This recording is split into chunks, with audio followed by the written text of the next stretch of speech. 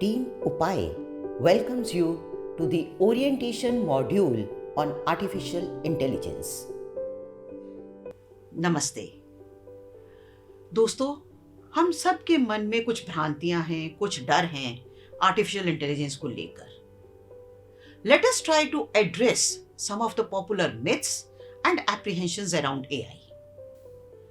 First, we look at the differences between artificial intelligence and human intelligence. आइए पहले हम समझें कि मानव की बुद्धिमत्ता और कृत्रिम बुद्धिमत्ता यानी AI में क्या फर्क है. एक उदाहरण लें. हम कंप्यूटर गेम्स खेलते हैं. जब हमें कंप्यूटर हरा देता है तो हम दुखी हो जाते हैं. We feel down when a computer defeats us in games. But have we ever wondered how poor the computer is in common sense and value judgment? क्या हमने कभी सोचा है कि कंप्यूटर के पास कॉमन सेंस नहीं है, कंप्यूटर वैल्यू जजमेंट नहीं कर सकता? आदमी के पास कॉमन सेंस भी है और आदमी वैल्यू जजमेंट भी कर सकता है कि क्या गलत है और क्या सही है. We also need to appreciate that brain is more tolerant than computer. हमें ये भी याद रखना है कि हमारा मस्तिष्क, हमारा दिमाग कंप्यूटर से कहीं अधिक शक्तिशाली है, सशक्त है. A minor hardware error that changes a single bit can ruin an entire computation. But our brain cells, they die all the time without any adverse effect on human beings' overall functioning. Computer में यदि एक छोटी सी गलती हो जाए जिसके कारण एक बिट इधर से उधर हो जाए तो हमारी सारी कैलकुलेशन, हमारी सारी एक्सरसाइज गड़बड़ा जाती है. परंतु हमारे मस्तिष्क की कोशिकाएं लगातार मरती रहती हैं, उनकी जगह नई पैदा होती रहती हैं और इस सब का हमारी कार्य क्षमता पर कोई प्रभाव नहीं पड़ता. दोस्तों, हमें याद रखना है कि आदमी एआई से कहीं अधिक शक्तिशाली है. हम एआई के विकास से बहुत भयभीत ना हो, बल्कि इसको समझकर अपने फायदे के लिए इसका उपयोग करना सीखें. इस वीडियो लेक्चर में हम आपको AI को उपयोग करने के नियमों के बारे में बताएंगे. In this video lecture, we will make you aware about some ethics and biases of AI. नमस्कार, टीम उपाय के इस प्रस्तुतिकरण में आपका स्वागत है. In this video, we will learn about a very important topic of artificial intelligence, that is AI ethics and biases. AI ethics उन नैतिक सिद्धांतों के नियम या दिशा निर्देश हैं जो कि आर्टिफिशियल इंटेलिजेंस सिस्टम का विकास करने के लिए और उस सिस्टम का जिम्मेदारी से उपयोग करने के लिए बनाई गई हैं. AI ethics is a guideline of rules or moral principles that have been created to develop artificial intelligence systems and use those systems responsibly. Machine स्वयं अपने लिए नियम नहीं बना सकती, इसीलिए जब से AI उत्पाद और सेवाएं बढ़ी हैं, तब से ऑर्गेनाइजेशंस ने AI के लिए आचार संहिता विकसित करना शुरू कर दिया है. As AI has become integral to products and services, organizations are starting to develop AI codes of ethics. Let us assume that we are living in an era where self-driving cars are very normal. A person is going somewhere with his self-driving car. अचानक ही उस स्वचालित car को एक बहुत ही गंभीर स्थिति का सामना करना पड़ता है, जहां उसे दो विकल्पों में से एक कठिन फैसला लेना है. The situation is something like this. A lady has come in front of the car carrying a small child in a pram. On the same time, on right side, two persons are walking on the footpath. Car के सामने एक महिला छोटे बच्चे को pram में लेकर आ रही है. उसी समय दाहिनी ओर दो व्यक्ति फुटपाथ पर चल रहे हैं. कार के पास सिर्फ दो विकल्प हैं. कार सीधे चलते हुए उस महिला और छोटे बच्चे को टक्कर मार दे या उन्हें बचाते हुए एक तीव्र दाहिना मोड़ ले और उन दोनों पैदल यात्रियों को टक्कर मार दे. इस परिस्थिति में कार को क्या करना चाहिए? इन दोनों विकल्पों में से कार कौन सा विकल्प चुनेगी?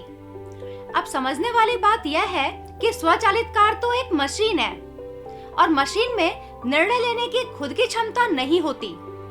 जो डेवलपर इस कार को बना रहा होगा, उसने भी इस तरह की परिस्थिति के बारे में सोचा होगा और जो भी उस डेवलपर का निर्णय रहा होगा, वही उसने एल्गोरिथम के रूप में कार में डाल दिया होगा.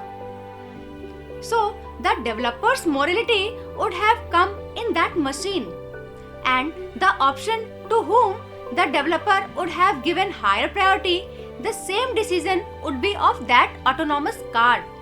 Now let us see another scenario. Let us say that car hit lady and baby. Now who will held responsible for this accident and why? The person who bought the autonomous car, जो car का मालिक है, the company that made the car, जिस company ने car बनाई, the developer who developed the algorithm of the car, जिस developer ने car की एल्गोरिथम डिजाइन की, the lady who stepped in front of the car with the baby, वह महिला जो कार के सामने आई, both the pedestrians who were walking on the right side at that time, वो दोनों जो सड़क के दाहिने साइड पैदल चल रहे थे, या वो स्वचालित कार जिसने एक्सीडेंट किया। Next ethical issue is data privacy. आजकल आर्टिफिशियल इंटेलिजेंस और मशीन लर्निंग के समय में आंकड़े यानी कि डेटा का महत्व बहुत बढ़ गया है। Data is very important nowadays because machine needs a lot of data for learning and testing. Machine को लर्निंग और टेस्टिंग के लिए बहुत सारा डेटा चाहिए। बिना डेटा के एआई सही तरह से काम नहीं कर सकता। इसलिए कंपनियां जहां भी मुमकिन हो डेटा को इकट्ठा करने की कोशिश कर रही हैं। Almost all companies are trying to collect data from wherever it is available, so that by mining data they can make strategies for the progress of their company. अब प्रश्न यह है कि इतनी मात्रा में डेटा आता कहां से है? तो जान लें कि डेटा का मुख्य स्रोत हमारा ये स्मार्टफोन ही है। The main source of data is our smartphone, which is always with us, so that we keep clicking images, making videos, uploading or downloading files, forwarding messages on social networking sites, keep searching on search engines. Mobile पर हमारी लगभग हर गतिविधि कुछ न कुछ data उत्पन्न करती है जो किसी न किसी कंपनी के काम की होती है।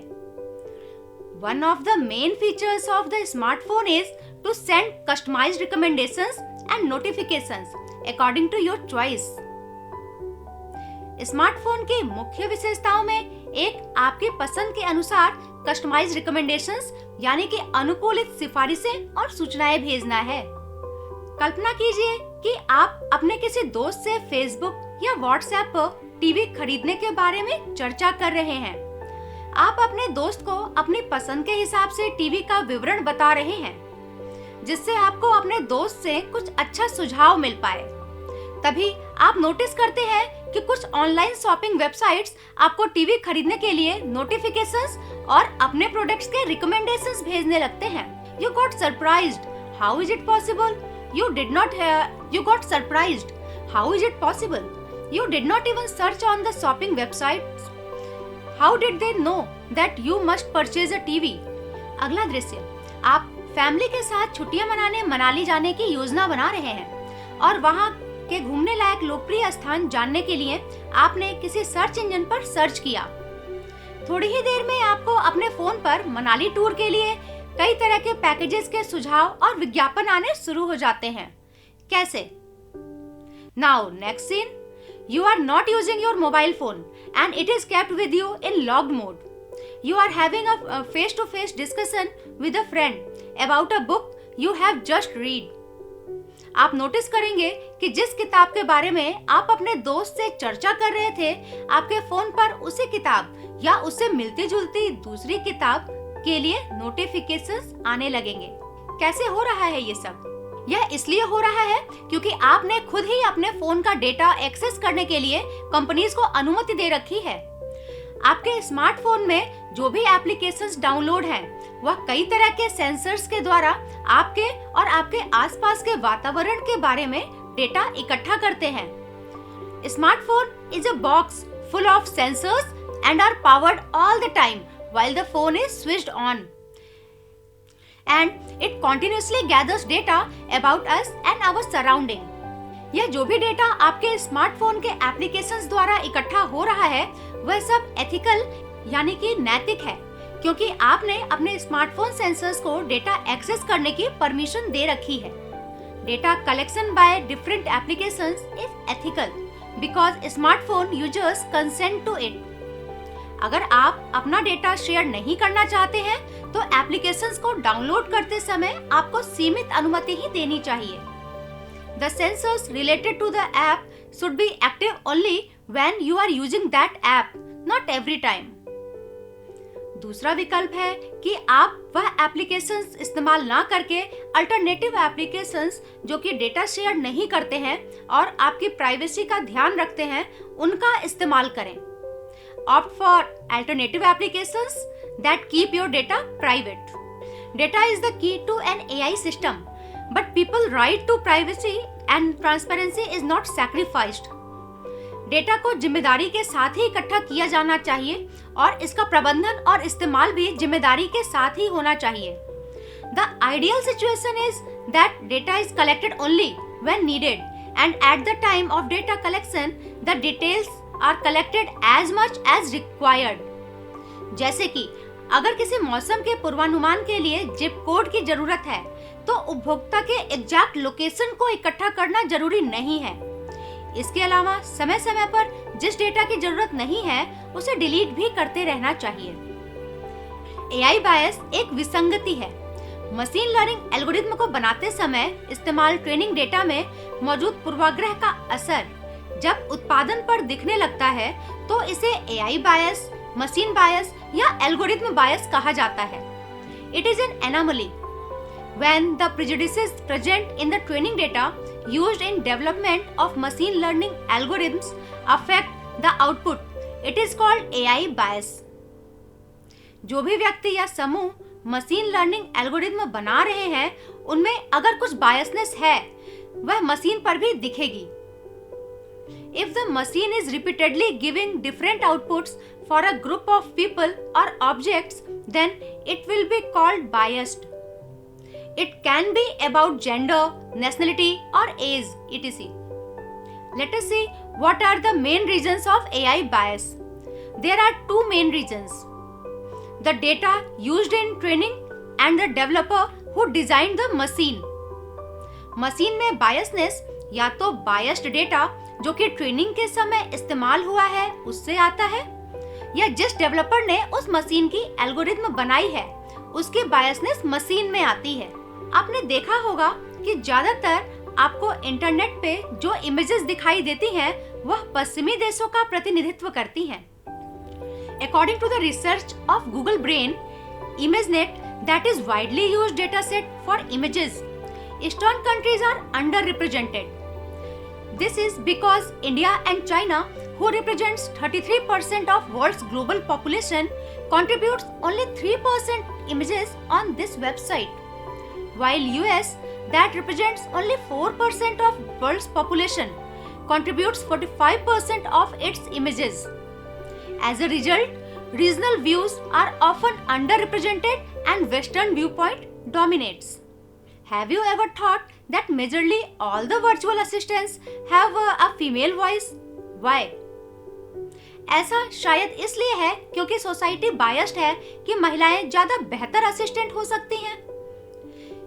सर्च इंजन पर सैलून सर्च करने पर शुरुआत के कुछ सुझाव महिला सैलून के ही आते हैं. ऐसा क्यों? ब्यूटीफुल, हैंडसम या क्यूट बेबी सर्च करने पर search engine generally fair skin बच्चों की ही फोटो दिखाता है.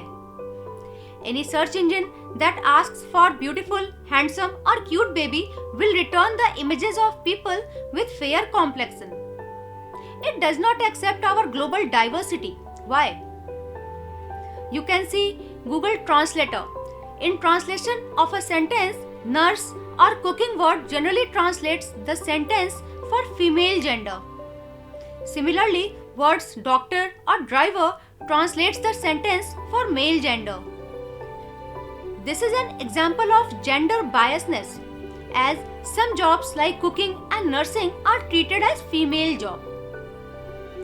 Amazon कंपनी की हायरिंग एल्गोरिथम टेक्निकल रोल के लिए पुरुषों की तुलना में महिलाओं को अंडर रिप्रेजेंट करती है, जो कि हायरिंग बायसनेस दिखाता है. Facial recognition algorithm black person की तुलना में व्हाइट पर्सन को आसानी से पहचान लेती है, जो कि रेशियल बायसनेस का एक उदाहरण है. हमें यह समझना जरूरी है कि कोई भी मशीन अपने आप नहीं सोच सकती।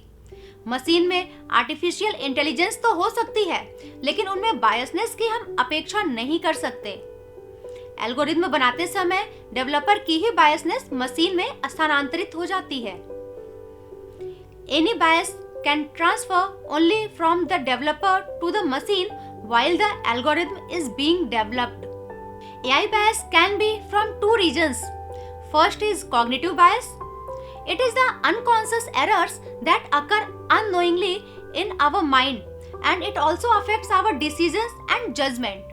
डेवलपर अनजाने में ही मशीन बनाते समय यह बायसनेस एल्गोरिथ्म द्वारा मशीन में डाल देता है। Next reason is lack of complete data.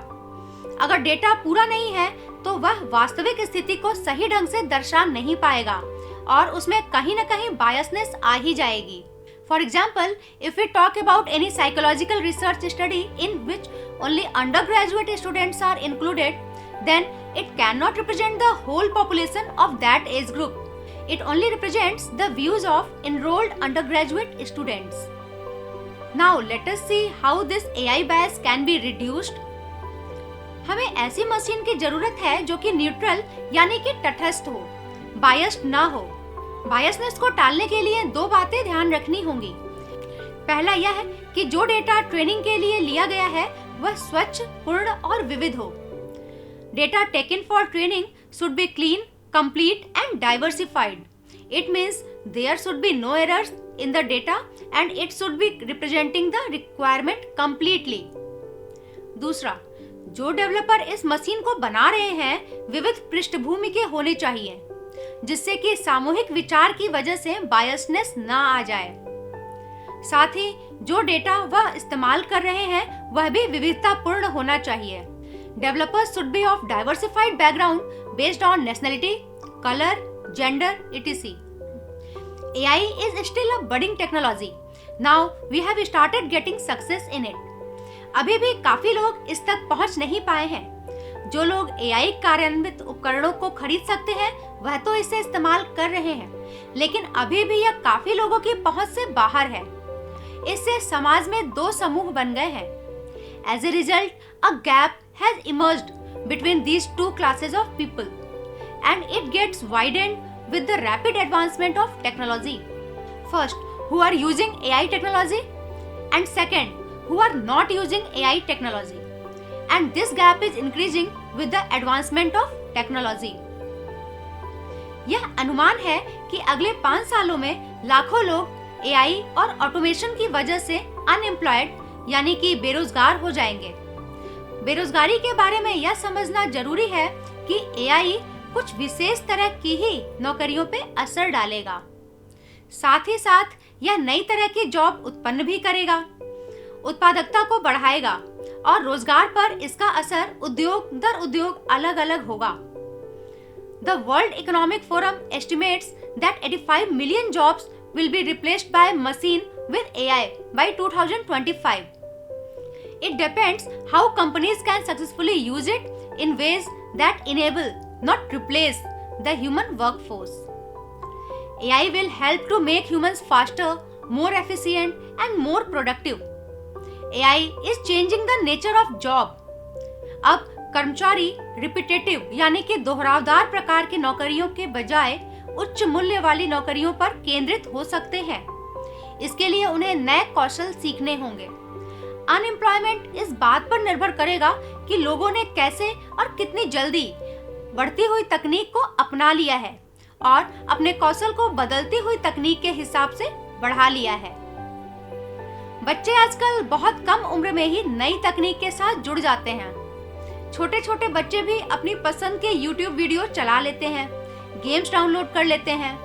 They start becoming techno savvy and eventually they learn everything more easily than adults. लेकिन क्या टेक्नोलॉजी को बच्चों के हाथों में देना उचित है? क्योंकि वह टेक्नोलॉजी को कैसे इस्तेमाल करना है यह तो सीख लेते हैं, लेकिन कहाँ इस्तेमाल करना है और किस स्तर तक इस्तेमाल करना है यह नहीं जानते, जो उनके लिए खतरनाक साबित हो सकता है। They know how to use technology, but they don't know where or at which level to use. For example, Students using Alexa for seeking answers during online test. शिक्षा के क्षेत्र में भी AI के कई एथिकल इश्यूज यानी कि नैतिक मुद्दे हैं, जैसे कि बायस एंड डिस्क्रिमिनेशन। क्योंकि AI सिस्टम इंसानों ने ही बनाया है, इसमें मानवीय पक्षपात और पूर्वाग्रह प्रतिबिंबित हो सकते हैं। AI systems are created by humans. That is why human biases and prejudices may reflect in them. It may lead to discrimination of certain groups of students or teachers. Next is privacy and data protection. AI system शिक्षकों और छात्रों के व्यक्तिगत और संवेदनशील data का दुरुपयोग कर सकता है। For example, collected data regarding academic performance, general behavior, emotions, biometrics, etc. can be processed and shared with others. Next is autonomy and agile. AI system शिक्षकों और छात्रों की स्वायत्तता और उनके शिक्षण और ज्ञानार्जन की प्राकृतिक प्रक्रिया को नियंत्रित कर सकता है। It can also impose its recommendations, feedback or interest on them. Next, transparency and explainability. शिक्षकों, छात्रों और अन्य हितधारकों को AI सिस्टम के जटिल तरीकों को समझना मुश्किल है। Student, teachers or other stakeholders cannot make queries on complex ways of AI system and they are difficult to understand, which will reduce their trust on AI system. The importance of ethical issues of AI in education is to protect human rights and dignity of teachers and students and to ensure quality and effectiveness of education. लोगों में science और technology के लिए जागरूकता बढ़ानी होगी ताकि लोग AI सिस्टम को अपने प्रतिस्पर्धी के रूप में नहीं समझें, अपने दुश्मन की तरह व्यवहार ना करें। They are our helping hands. Finally, the world is changing very fast and people will have to change with this changing world because AI will not replace you. A person using AI will. यह प्रस्तुतिकरण अब समाप्त होता है। आशा है कि यह आपको पसंद आया होगा। Keep learning, keep growing. Team उपाय की ओर से आपका धन्यवाद। This video has been prepared by Team Upai purely for the purposes of education and awareness. The experts have prepared the content based on information available online and in print. Examples and illustrations have been taken from various books, magazines, and articles. We do not intend to infringe any copyright. Resemblance, if any, is purely coincidental. Team Upai believes in open educational resources. We do not claim any copyright on the study material prepared by us. We do not intend to sell or earn revenue out of it. This video can be used without distortion by anyone for educational purposes.